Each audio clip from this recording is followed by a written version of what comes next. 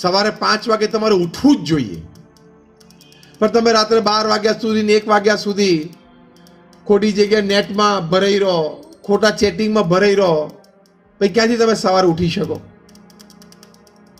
Morning 1 hour of reading is more than 4 hours of reading after noon.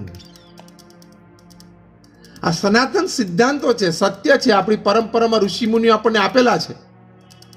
તેવી સારી ટેવ પાડો ને.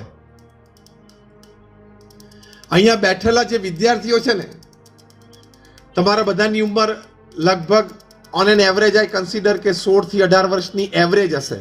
યસ ઓર નો? પણ તમારા મોઢા અને તમારું ફિઝિક જોઈને મને એવી પ્રતીતિ આવે છે કે 90% તમે કસરત પણ નહીં કરતા હોય. આ તમારા મોઢા જોઈને અને તમારા શરીર જોઈને એવી મને પ્રતીતિ આવે છે કે 90% તમે કસરત પણ નહીં કરતા. અલ્યા તું કસરત નથી કરતો, તું નથી ભણતો, તો તું કરસ શું આખો દિવસ?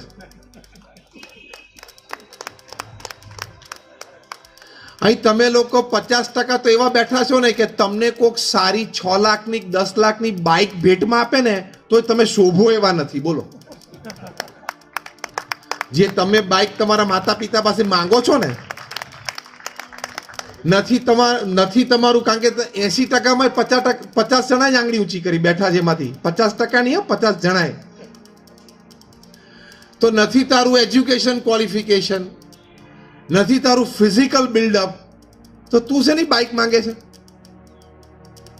તને ભૂલથી કોઈક ભેટમાં આપે ને તો તું શોભે એવું નથી. એમાં પહેલા તારું કેલિબર ડેવલપ કર. અને મેં કહ્યું આમ આપણું કેલિબર એવું ડેવલપ કરીએ, તમને 25 વર્ષની ઉંમરે બર્થડેમાં 10 સ્માર્ટફોન એમને ગિફ્ટમાં આવે. થાય છે લોકોને એવું. એની માટે આ પુરુષાર્થ કરજો. પુરુષાર્થ વગર નસીબ પણ કામ નહીં કરે. યાદ રાખજો. તમને કદાચ કોક બનવાનું જ નથી એવું આ જમાનામાં, પણ સમજી લો દ્રષ્ટાંત રૂપે, એક ફેરી ટેલ સ્ટોરી રૂપે, કે તમને કોકે ઉચકીને મોટા સીઈઓ ની ખુરશીમાં બેસાડી દીધા. જા હવે આ 500 કરોડનો વહીવટ તું કર. પણ તું ભણેલો નહીં હોય ને, તારા અનુભવ નહીં હોય, તને એ નહીં આવડે. એ લેવલની ખુરશી ઉપર બેસવું હોય ને તો એ દરજ્જો જોઈએ, નહીં તો ખુરશી તને 24 કલાકમાં ઉલાડી નાખશે. એ સહેલું નથી. અમે તો આખા ભારતમાં ફર્યા, આખી દુનિયામાં ફર્યા, ઘણા બધા સ્ટુડન્ટ સેમિનાર્સ કર્યા, teacher seminars, elders, corporate seminars બધા કર્યા. અને લોકોની વચ્ચે જ અમે રહીએ છીએ. છેલ્લા 5 દિવસમાં અમદાવાદ, દિલ્હી, લખનઉ, બોમ્બે, નાસિક ને બરોડા અમારું 6થું સ્થાન છે 5 દિવસમાં. એટલે I am in the midst of people I નો.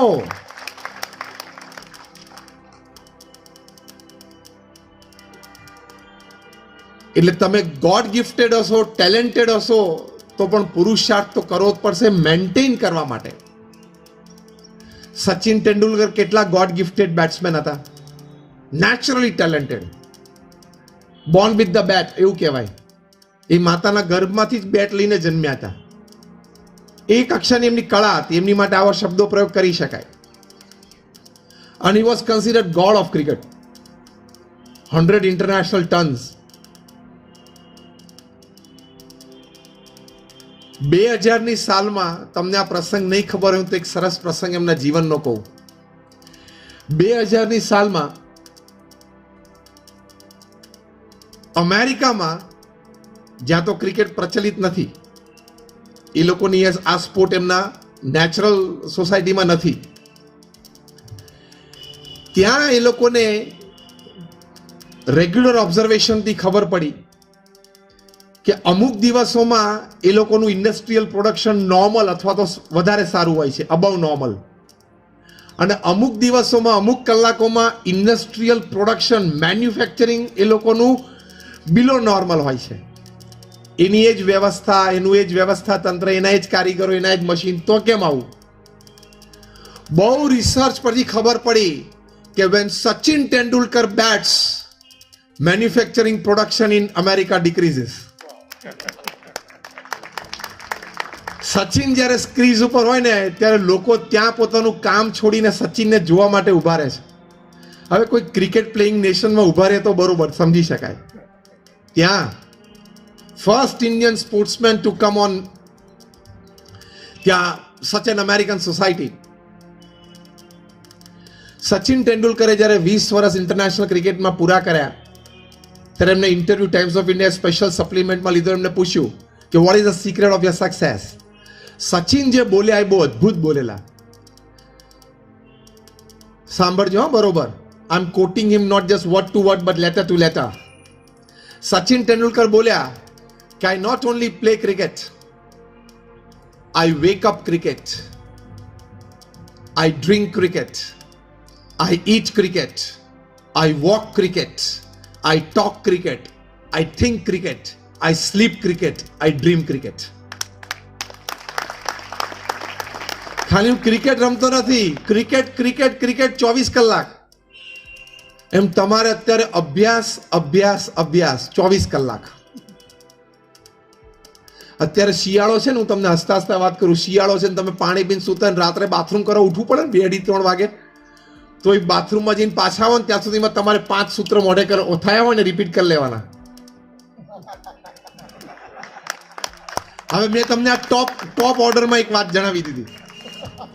મેં તમને ટોપ ઓર્ડરમાં એક વાત જણાવી દીધી એટલે તમારે આખો દિવસ કેવી રીતે કાઢવાનો છે તમને એક અંદાજ આવી જાય. This a reality. Dream what you want to be. તો પુરુષાર્થ કરશો, નક્કી કરશો અને આ કાર્ય કરશો તો બધું જ મળશે. સાથે આજે આપણે પહેલા વાત છેડેલી કે સોશિયલ મીડિયા સંપૂર્ણ બંધ જ કરી દો. 5-7 વર્ષ બંધ કરવાનું છે. એકવાર સારી કારકિર્દી બનશે પછી બધું તમારા હાથમાં છે જ. Anything that is free you have to pay by your time. સમજ્યા વાક્ય હું બોલ્યો? તમને એમ થાય કે તમને નેટ અને વોટ્સએપ લગભગ મફત જેવું છે, પણ તમે એની ચૂકવણી શેનાથી કરો છો ખબર તમને? તમારા સમયથી કરો છો તમે, which is more precious than money. અને એના કરતા આગળ તમારું મગજ બગડે છે. અહીંયા પણ અનલિમિટેડ જીબી નથી, હા લિમિટેડ જીબી છે. ભરાઈ જશે ને પછી કશું યાદ નહીં રહે. મને તો જે વિદ્યાર્થી એમ કે સ્વામી યાદ નથી રહેતું, વાંચું છું પણ યાદ નથી રહેતું, અથવા તો કંઈક યાદ રહ્યું એવું લાગે પણ પરીક્ષામાં ટાઈમે યાદ નથી આવતું. એટલે મારું તો કોમન સૂત્ર છે, ફોન મૂકી દે, નેટ બંધ કરી દે એટલે બધું યાદ રહેવા માંડશે. હા જીબી ભરાઈ ગઈ છે તારી, અહીં ખાલી કર પહેલા. ફોનમાં જીબી ભરાઈ જાય ખાલી કરવી પડે છે કે નહીં? ચોખ્ખો કરવો પડે છે કે? તો અહીં કર ને, એટલે બધું યાદ રહેશે. કોઈ વિદ્યાર્થીને યાદ ન રહેવું બને જ નહીં. પણ આ તો તે અહીંયા તારી જીબી ભરી દીધી છે કચરાથી, એટલે હવે યાદ નથી રહેતું. પ્રમુખ સ્વામી મહારાજને 90 વર્ષની ઉંમરે પણ 25,000 વ્યક્તિઓ નામ અને ચહેરાથી યાદ હતા. That we have seen with our own eyes. 25,000 people with name and face. Human માઇન્ડની આટલી તાકાત છે જ, પણ કચરો નહીં ભરી દેવાનો.